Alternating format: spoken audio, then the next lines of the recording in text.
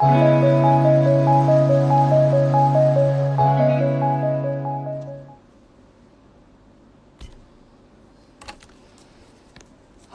para rekan Legacy Health sekalian, saya kembali sama saya Dr. Peter Yan Limas, dokter bedah digestif yang bidang peminatannya adalah bedah bariatrik. Hari ini agak khusus karena saya tidak ada di Jakarta, tapi saya ada di Bali, persisnya di daerah barat laut dari Bali, ya, dekat Pulau Menjangan. Saya sedang melakukan kegiatan diving. Hari ini saya akan membawakan mengenai kenapa sih bedah bariatrik dengan Legacy Health dengan timnya saya itu menjadi suatu yang khusus, menjadi suatu yang ya bagi saya berusaha selalu memberikan yang terbaik, dan kenapa menurut saya ini adalah pencapaian saya yang mungkin tidak ada di tempat lain. Ya, pertama-tama adalah mengenai SDM. Ya, saya kira ini adalah hal yang paling berharga, paling penting, paling sulit didapatkan karena SDM itu adalah sesuatu yang sangat berharga. Ini adalah Dr. Sugi, ya, Dr. Sugiarto Purnomo, ya, beliau praktek di Rumah Sakit Puri Indah dan di Rumah Sakit Husada dan juga di Rumah Sakit Atma Jaya. Dan ini adalah Dr. Jeffrey, ya, beliau praktek di Rumah Sakit Geraha Kedoya dan Sumber Waras. Kedua orang ini, ya, baik Dr. Jeffrey dan Dr. Sugi adalah orang-orang yang biasa mendampingi saya kalau operasi.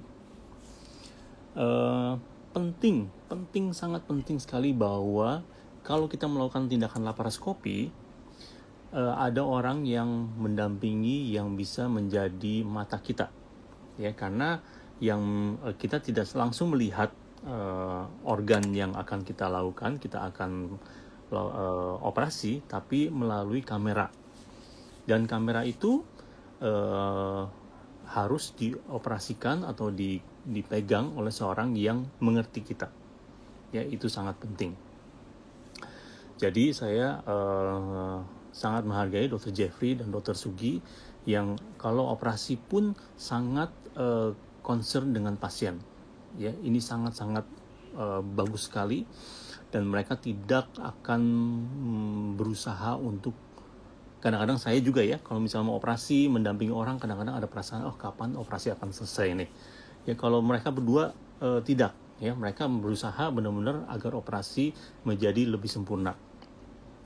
Penting karena kenapa sih seorang asisten itu penting? Saya berusaha selalu bahwa siapapun, baik perawat maupun asisten dokter, itu kalau mendampingi saya itu bebas mengutarakan pendapatnya, ya, mengkritik, memberi masukan, mengutarakan pengamatan mereka, bertanya, itu menurut saya sangat penting. Kenapa? Saya memberikan contoh. Saya adalah penggemar dari program Aircraft Disaster dari National Geographic. Ya, di situ diceritakan kenapa sih pesawat akan bisa jatuh. Di situ disebutkan bahwa, ini bukan pendapat saya, ya, tapi pendapat dari mereka, bahwa acara itu mereka melihat statistiknya, melihat bahwa pesawat Korea itu sering mengalami kecelakaan. Kenapa? Karena pilotnya seringkali adalah pilot yang sangat senior, ya, pilot yang merupakan pahlawan perang Korea, pilot bekas pilot pesawat tempur yang mendapat berbagai macam penghargaan, senior. Dia didampingi, kopilotnya adalah seorang pemula, rookie, ya, yang baru lulus sekolah pilot, yang benar-benar masih hijau.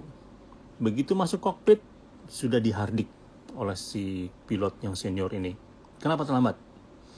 Kenapa pakaiannya ada bercak kuningnya?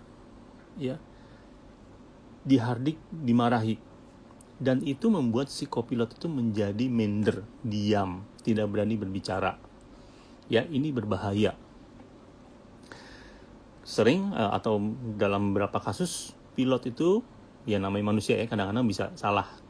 Dia mungkin dia mengalami vertigo, dia harusnya belok kanan, dia disorientasi, dia belok ke kiri. Pesawat makin miring, si kopilot itu karena saking takutnya, saking merasa mindernya, dia tidak berusaha untuk mengkoreksi pilotnya. Dan hasilnya biasanya pesawat itu sudah sangat miring, baru dia mulai mengkoreksi, dan itu sudah terlambat. Dan itu tidak boleh terjadi di kamar operasi. Saya bisa melihat kadang-kadang ada orang yang sangat mendominasi ruang operasi sehingga itu menjadi suatu yang berbahaya. Ya. Nah, itu saya tidak berlakukan di kamar operasi, dan Dr. Jeffrey, Dr. Sugi itu bebas mengutarakan apa yang mereka rasakan, dan kadang-kadang malahan ya menegur saya atau mengkoreksi saya, ya, dan ya saya harus mendengarkan mereka.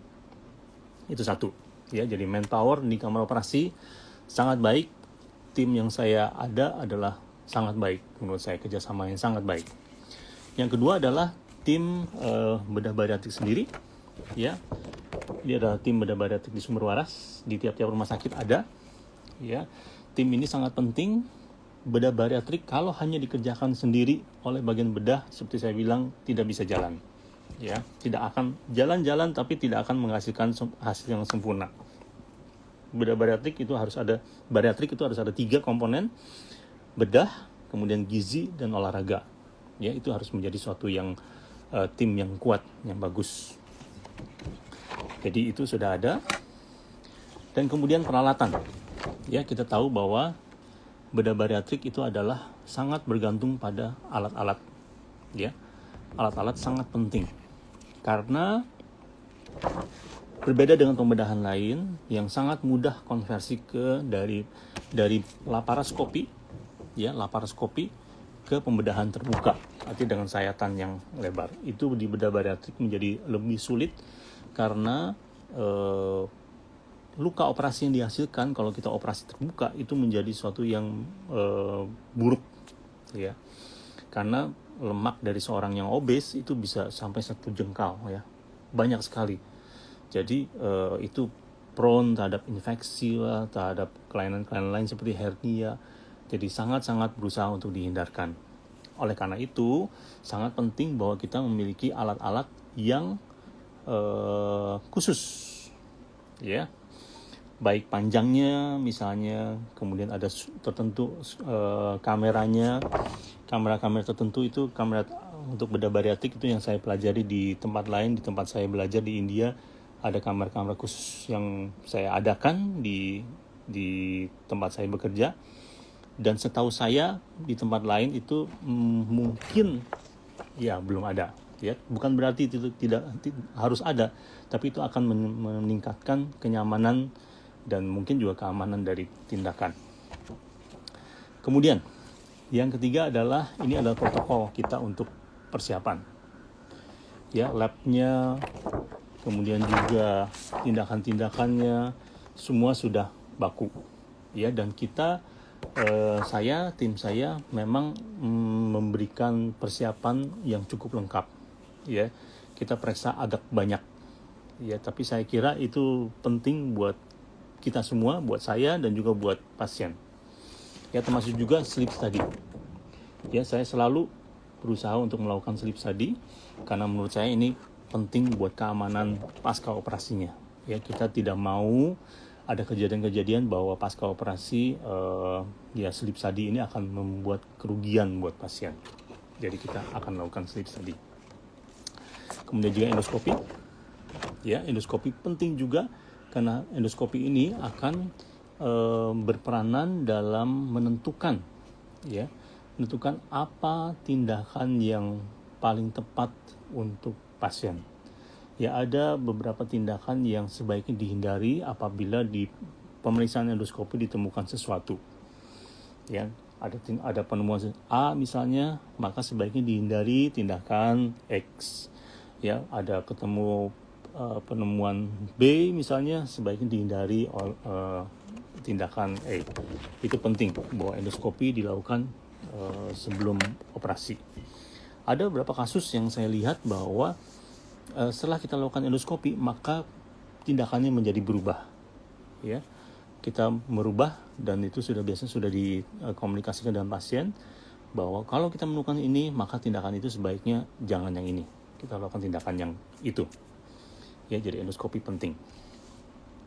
Kemudian mengenai ini, ya, mungkin ini ada yang bertanya apa ini adalah stent, ya. Mudah-mudahan tidak pernah dipakai, ya. Stent ini adalah kalau terjadi suatu kebocoran, ya. Kalau ada kebocoran misalnya di sini, ya, ada kebocoran, maka kita harus pasang stent untuk menutupi kebocoran itu, sehingga kebocoran tidak akan terjadi lagi dan kita akan menutup. Ya, ini adalah salah satu usaha untuk menanggulangi apabila terjadi kebocoran. Memang belum pernah terjadi, tapi harus diingat bahwa stent ini harus sudah siap sebelum terjadi kebocoran. Artinya tidak bisa begitu kita menemukan kasus kebocoran maka kita baru mencari alatnya untuk menanggulangi kebocoran. Itu tidak bisa, ya, karena untuk mengadakan alat itu kadang-kadang butuh 2 minggu, ya, dan pasien tidak bisa menunggu 2 minggu. Jadi saya sudah mensiapkan dulu alat-alatnya sebelum ada, artinya menyediakan payung sebelum hujan kali, ya. Kemudian saya berusaha selalu untuk, ya, mengupdate ilmu saya. Ini adalah saya di Jepang, ya, bersama Dr. Kasama. Ya, Dr. Kasama adalah ketua perkumpulan bedah bariatrik untuk chapter atau untuk bagian atau untuk daerah Asia Pasifik. Ya, saya belajar ke beliau juga, ya, melihat bagaimana cara beliau adalah orang Jepang, ya. Saya melihat bagaimana beliau kerja. Beliau adalah seorang yang bisa dibilang pionir, ya, untuk bedah bariatrik di Asia Pasifik, dan saya banyak belajar dari dia dan juga melihat bagaimana orang Jepang bekerja, ya, disiplin luar biasa, ya, dan itu mempengaruhi pekerjaan saya pikir, ya, untuk melihat apa yang terjadi di luar. Saya belajar di India sampai 1 tahun kira-kira untuk mempelajari bedah bariatrik, endoskopi, berbagai macam keterampilan yang bisa mendukung bedah bariatrik. Saya kira ya, sangat penting bahwa Anda atau saya atau yang melakukan bedah bariatrik belajar untuk keluar dan melihat apa yang dilakukan oleh orang-orang di luar negeri. Kemudian, ya, mungkin terakhir ini adalah komunitas. Saya tidak tahu di tempat lain sudah ada komunitas atau belum. Yang pasti saya melihat ini juga hasil dari saya mungkin belajar keluar. Ya, saya melihat bahwa komunitas bedah bariatrik itu sangat penting, ya, untuk saling mendukung, saling berinformasi, baik yang belum maupun yang sudah, yang mengalami kesulitan kadang-kadang untuk bertanya ke dokter. Mungkin ada keterbatasan waktu, saya juga mungkin menanggapinya mungkin ada keterbatasan, tapi bagi orang yang sudah pernah mengalami bisa membantu orang yang baru mengalami. Itu sangat penting saya pikir. Makanya kita mengadakan suatu komunitas, ya. Komunitas ini sudah ada ketuanya, ya. Bisa bergabung dengan komunitas ini kapan saja. Kalau Anda sudah mau siap untuk melakukan bedah bariatrik, biasanya akan dimasukkan langsung ke komunitas agar ada komunikasi dengan, ya, orang-orang yang sudah menjalani, sehingga Anda waktu sudah menjalani tidak kaget, ya. Kadang-kadang saya sudah mengatakan ke pasien, nanti setelah bangun susah menelan, ya. Kadang-kadang menelan ludah pun agak susah, ya.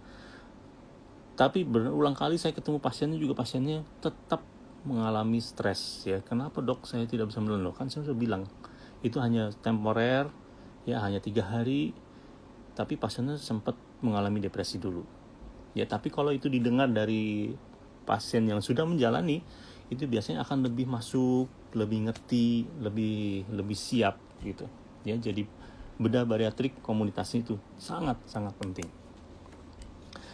Ya, jadi saya juga sudah ada seorang perawat yang berusaha untuk Susan untuk berusaha untuk selalu mendampingi mulai dari awal, mulai dari persiapan waktu menjalani, kemudian sesudahnya mungkin dengan beliau bisa lebih bebas bertanya. Saya kira itu saya siapkan. Jadi ini adalah patung di Shanghai, ya. Saya melihat dia penting banget bahwa penyedia layanan itu selalu mendampingi pasien.